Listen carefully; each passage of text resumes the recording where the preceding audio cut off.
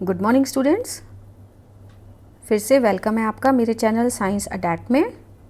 मैं निर्लेश मैम हूँ बच्चों, और इस वीडियो में हम आपसे डिकम्पोजिशन रिएक्शंस के बारे में डिस्कस करेंगे। जैसा कि पिछली वीडियो में आपको बताया गया था, जो रिएक्शंस होते हैं वो 4 तरह के होते हैं: कॉम्बिनेशन रिएक्शन, डिकम्पोजिशन, डिस्प्लेसमेंट और डबल डिस्प्लेसमेंट। कॉम्बिनेशन रिएक्शंस पिछली वीडियो में डिस्कस किए थे। इस वीडियो में बच्चों हम डीकम्पोजिशन रिएक्शंस को डिस्कस करेंगे। अब डीकम्पोजिशन रिएक्शंस क्या होते हैं, जैसा कि आप फिगर में भी देख सकते हैं। एक सिंगल रिएक्टेंट है, वो स्प्लिट हो गया 2 प्रोडक्ट्स में। तो वो रिएक्शन जिसमें एक सिंगल सब्सटेंस 2 सब्सटेंसेस में स्प्लिट हो जाता है, ब्रेक हो जाता है, उसे डीकम्पोजिशन रिएक्शन कहते हैं। जैसा कि आप डेफिनेशन में देख सकते हैं, reactions in which a single reactant और कंपाउंड स्प्लिट्स अप यानी टूट जाता है इनटू 2 और more products is known as decomposition reaction. अब डीकम्पोजिशन रिएक्शन बच्चों कराने के लिए हमें एनर्जी चाहिए। कोई भी प्रोडक्ट या कोई भी सब्सटेंस अपने आप 2 प्रोडक्ट्स में स्प्लिट नहीं हो जाएगा, हमें उसको एनर्जी प्रोवाइड करनी पड़ेगी। कुछ एनर्जी देने के बाद ही वो single product, single substance 2 substances में स्प्लिट होगा। अब वो जो एनर्जी दी जाती है वो कैसे दी जाएगी? या तो सब्सटेंस को हीट करके उसको जो है एनर्जी दी जाएगी, या इलेक्ट्रिसिटी से उसको एनर्जी दी जाएगी, या फिर बच्चों उसको लाइट से उसको एनर्जी दी जाएगी ताकि वो सब्सटेंस स्प्लिट हो जाए। यानी किसी भी सब्सटेंस को अगर 2 सब्सटेंसेस में ब्रेक करना है, या तो हम उसे गरम करके या हीट करके स्प्लिट कर सकते हैं, या उसका इलेक्ट्रोलिटिक रिडक्शन कर सकते हैं, मतलब इलेक्ट्रिसिटी उसमें पास कर सकते हैं, या लाइट एनर्जी दे करके भी हम किसी प्रोडक्ट को 2 पार्ट्स में, 2 रिएक्टेंट्स में, 2 प्रोडक्ट्स में स्प्लिट कर सकते हैं। तो डीकम्पोजिशन रिएक्शन बच्चों 3 टाइप्स के हो गए। एक में डीकम्पोजिशन होती है हीट एनर्जी के ज़रिए, एक इलेक्ट्रिकल एनर्जी के ज़रिए और एक लाइट एनर्जी के ज़रिए। इस वीडियो में हम वो डीकम्पोजिशन रिएक्शंस डिस्कस करेंगे जिसमें डीकम्पोजिशन हीट के थ्रू होती है। ऐसे डीकम्पोजिशन रिएक्शंस को बच्चों बोलते हैं थर्मल डीकम्पोजिशन।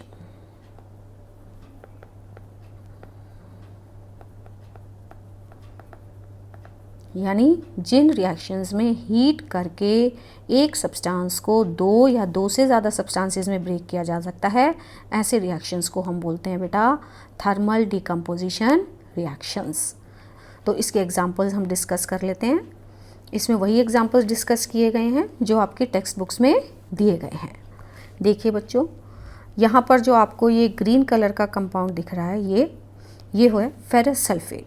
फेरस सल्फेट के क्रिस्टल्स हैं। लैब में आप प्रैक्टिकल करें तो ये ग्रीन कलर का ही दिखाई देता है। तो ये कंपाउंड है बच्चों फेरस सल्फेट यानी FeSO4।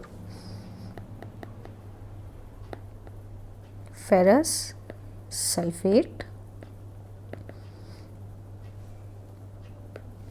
ये है ग्रीन।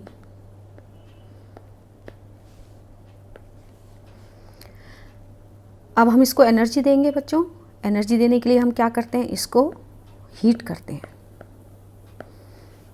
जैसा कि आप इस फिगर में भी देख सकते हैं, ये फेरस सल्फेट ग्रीन कलर का है, उसको हीट किया है।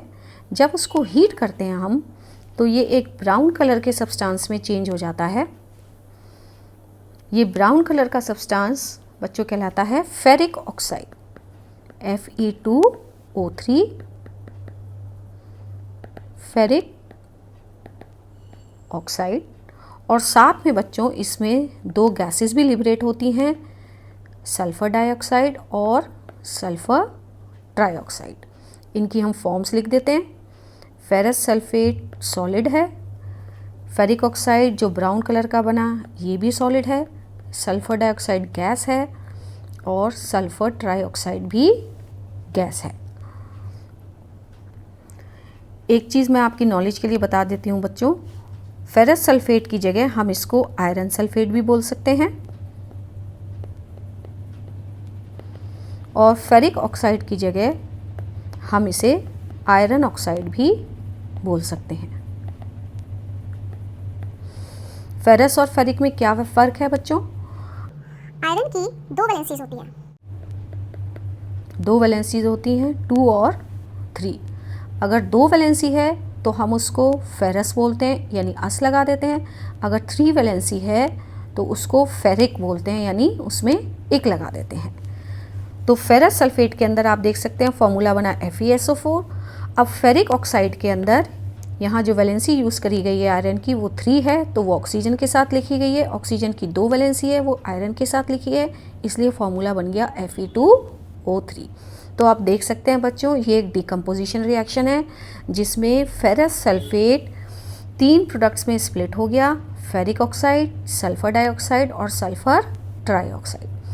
ये एक बहुत इंपॉर्टेंट रिएक्शन है बच्चों, जो एग्ज़ाम्स में पूछा जाता है और इसमें से बहुत सारे क्वेश्चंस बनते हैं। क्वेश्चन क्या बनेगा, कौन सा कंपाउंड ऐसा है जो ग्रीन कलर का है? तो आप बता सकते हैं फेरस सल्फेट। उस ग्रीन कलर के कंपाउंड को हीट करने पे क्या बनता है? तो आप बता सकते हैं उस ग्रीन कलर के कंपाउंड को हीट करने पे फेरिक ऑक्साइड बनता है, जो एक ब्राउन कलर का सब्सटेंस है।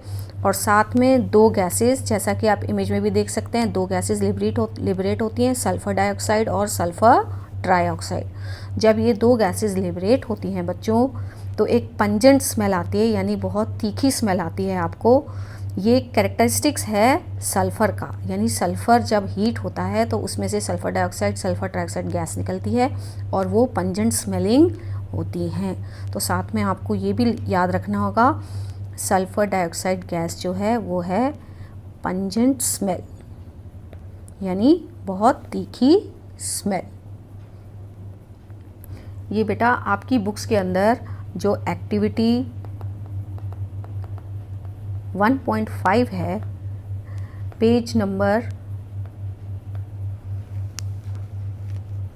8 पे, हिंदी मीडियम की बुक में पेज नंबर 8 है। एक्टिविटी 1.5 आपकी बुक्स में है, जिसमें ये बताया हुआ है कि जब हम फेरस सल्फेट को हीट करते हैं तो पंजेंट स्मेलिंग गैस निकलती है, जिसको सल्फ़र डाइऑक्साइड और सल्फ़र ट्राइऑक्साइड कहते हैं। तो एग्ज़ाम्स में कई तरीके से क्वेश्चंस पुट अप कर सकते हैं। इस तरह से भी पूछ सकते हैं कि एक डिकम्पोजिशन रिएक्शन का एग्जाम्पल दीजिए, या फिर ये पूछ सकते हैं ग्रीन कलर कंपाउंड है, उसको हीट करते हैं तो कौन सा कंपाउंड बनता है, ब्राउन कलर का कंपाउंड बनता है, उसका नाम बताइए और उससे रिलेटेड रिएक्शन लिखिए। या फिर ये पूछ सकते हैं कि फेरस सल्फेट को जब हीट करते हैं तो पंजेंट स्मेल आती है, वो पंजेंट स्मेल कौन सी गैस की होती है? तो आपको नाम देना होगा सल्फ़र डाइऑक्साइड। इसलिए बच्चों ये रिएक्शन इम्पॉर्टेंट है और आप इसको याद रखिए, और साथ में जो कंपाउंड्स बनते हैं उनके कलर्स भी आपको याद रखने होंगे। फेरिक ऑक्साइड का ब्राउन कलर है। अब इस इक्वेशन को बैलेंस करके भी लिख देते हैं बच्चों। यहाँ पर बैलेंस करने के लिए 2 लगाने से ये बैलेंस हो जाएगा। एक चीज़ इम्पॉर्टेंट इसमें आपको और बताना चाहूँगी बच्चों, जो ये ग्रीन कलर का फेरस सल्फेट के क्रिस्टल्स हैं, ये होता है hydrated ferrous sulphate.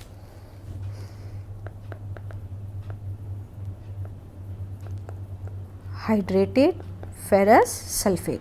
Hydrated ferrous sulphate का मतलब है कि फेरस सल्फेट के एक मॉलिक्यूल के साथ इसमें 7 मॉलिक्यूल्स वाटर के भी जुड़े हुए हैं, इसलिए इसका प्रॉपर नाम होता है फेरस सल्फेट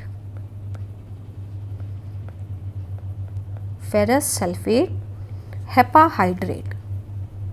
क्योंकि इसके अंदर 7 मॉलिक्यूल्स हैं वाटर के, 7 के लिए हेपा यूज़ होता है, इसलिए इसका पूरा नाम होता है फेरस सल्फेट हेपाहाइड्रेट। और जब हम फेरस सल्फेट को हीट करते हैं, जैसा कि आप इस रिएक्शन में देख रहे हैं, फेरस सल्फेट को हीट करने के बाद जो इसमें ये 7 मॉलिक्यूल्स वाटर के हैं ये इवेपोरेट हो जाते हैं, और जब ये मॉलिक्यूल्स इवेपोरेट हो जाते हैं तो फेरस सल्फेट हीट करने पे ये ग्रीन होता है। हीट करने के बाद ये इंटरमीडिएट स्टेट आती है जिसमें ये पहले वाइट कलर का बनता है, और जब हम इसे और ज़्यादा हीट करते हैं तब ये ब्राउन कलर का फेरिक ऑक्साइड बन जाता है। तो इस तरह से जो वाटर मॉलिक्यूल अटैच होते हैं किसी मॉलिक्यूल के साथ, उसे हम बोलते हैं वाटर ऑफ क्रिस्टलाइजेशन। यानी कि ये जो 7 मॉलिक्यूल्स इसमें अटैच्ड हैं, इसको हम बोलते हैं वाटर ऑफ क्रिस्टलाइजेशन। ये बच्चों एग्ज़ाम में कई बार क्वेश्चन पूछा जाता है, तो इसको याद रख लीजिएगा कि वाटर ऑफ क्रिस्टलाइजेशन क्या है।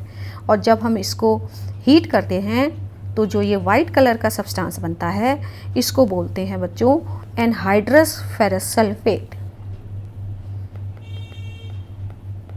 ये एनहाइड्रस फेरस सल्फेट कहलाता है। तो ये चीज़ आप ध्यान रखिए बच्चों।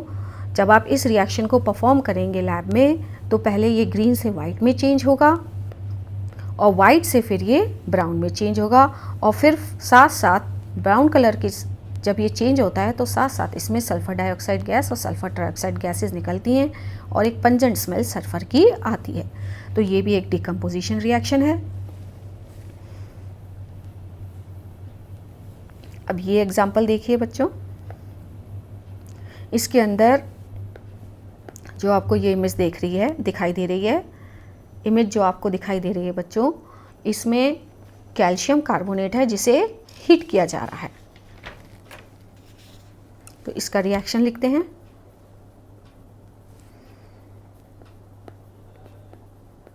ये कैल्शियम कार्बोनेट है बच्चों सॉलिड फॉर्म में। इसको जब हम हीट करते हैं तो ये कैल्शियम ऑक्साइड और कार्बन डाइऑक्साइड गैस में चेंज हो जाता है।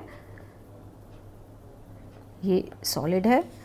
कैल्शियम कार्बोनेट को हीट करने के लिए बहुत हाई टेम्परेचर चाहिए, तो बहुत हाई टेम्परेचर पे ये हीट होता है और इसमें जो है कार्बन डाइऑक्साइड गैस लिबरेट होती है। तो देख सकते हैं बच्चों आप, ये भी एक डिकम्पोजिशन रिएक्शन है जिसमें calcium carbonate 2 products calcium oxide और कैल्शियम डाइऑक्साइड में ब्रेक हो गया हीट देने पे, इसलिए ये थर्मल डिकम्पोजिशन है। और इस कार्बन डाइऑक्साइड गैस को अगर हम लाइम वाटर में पास करते हैं तो लाइम वाटर बच्चों धीरे धीरे मिल्की हो जाता है। बीच में ये इंटरमीडिएट स्टेट आती है जिसमें थोड़ा सा ये ब्लूइश कलर का दिखाई देता है। और आपकी नॉलेज के लिए बता देती हूँ बच्चों, लाइम वाटर क्या होता है। लाइम वाटर बच्चों होता है जिसको हम कैल्शियम हाइड्रोक्साइड भी बोलते हैं। ठीक है, तो ये क्वेश्चन भी एग्ज़ाम में बहुत बार पूछते हैं कि हम ये कैसे टेस्ट करेंगे कि किसी भी रिएक्शन में अगर गैस लिबरेट हो रही है वो कार्बन डाइऑक्साइड है या नहीं। तो इसके लिए आप ये कह सकते हैं कि कार्बन डाइऑक्साइड को जब हम कैल्शियम हाइड्रोक्साइड यानी कि लाइम वाटर में पास करते हैं, इसको कॉमन लैंग्वेज में लाइम वाटर या स्लेक्ड लाइम भी कहते हैं। आप नाम्स में कंफ्यूज मत होइएगा। कैल्शियम हाइड्रोक्साइड को लाइम वाटर भी कहा जाता है और स्लेक्ड लाइम भी कहा जाता है। जब कैल्शियम हाइड्रोक्साइड के अंदर कार्बन डाइऑक्साइड बबल करी जाती है तो वो मिल्की हो जाता है। पहले वो कलरलेस हो जाता है और बाद में वो मिल्की हो जाता है। तो ये भी एक डिकम्पोजिशन रिएक्शन का एग्जाम्पल है। अब इस रिएक्शन को देखते हैं बच्चों, ये भी आपकी टेक्स्ट बुक के ही एग्जाम्पल हैं। ये वाइट कलर का जो पाउडर है बच्चों, ये लेड नाइट्रेट होता है। लेड नाइट्रेट PbNO3, लेड की वैलेंसी 2 होल टॉइस। ये है लेड नाइट्रेट और इसका कलर कैसा है बच्चों, वाइट। अब इसको हमें डिकम्पोज करना है तो एनर्जी देनी होगी। जब हम इसे हीट करते हैं तो जैसा कि आप इमेज में देख सकते हैं, ये एक येलो कलर के कंपाउंड में चेंज हो जाता है जिसको हम बोलते हैं lead monoxide PbO। Simple lead oxide भी इसे बोल सकते हैं। और साथ में बच्चों एक गैस लिबरेट होती है ब्राउन कलर की जिसको हम बोलते हैं नाइट्रोजन डाइऑक्साइड।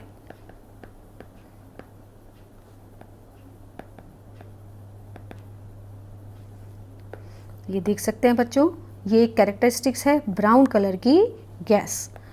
तो ये आप याद रखिए, nitrogen dioxide brown gas.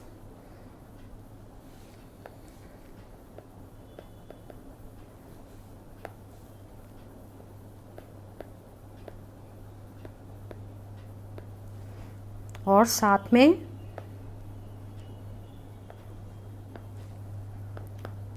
Oxygen gas liberate होती है जो कलरलेस होती है और हमें दिखाई नहीं देती। ये गैस है बच्चों, ये गैस है, ये सॉलिड फॉर्म में है, ये सॉलिड फॉर्म में है। इसको बैलेंस कर लेते हैं। 2 यहाँ आ गया, 2 और 4, ये बैलेंस इक्वेशन हो गई। ये आपकी बुक्स के अंदर एक्टिविटी 1.6 है बेटा। जैसा आप इमेज में देख सकते हैं, ब्राउन कलर की गैस निकल रही है और हीट किया जा रहा है यहाँ पे लेड नाइट्रेट को। तो जो ब्राउन कलर की गैस लिबरेट होती है वो है नाइट्रोजन डाइऑक्साइड। इस रिएक्शन में भी बच्चों बहुत सारे क्वेश्चंस बनते हैं।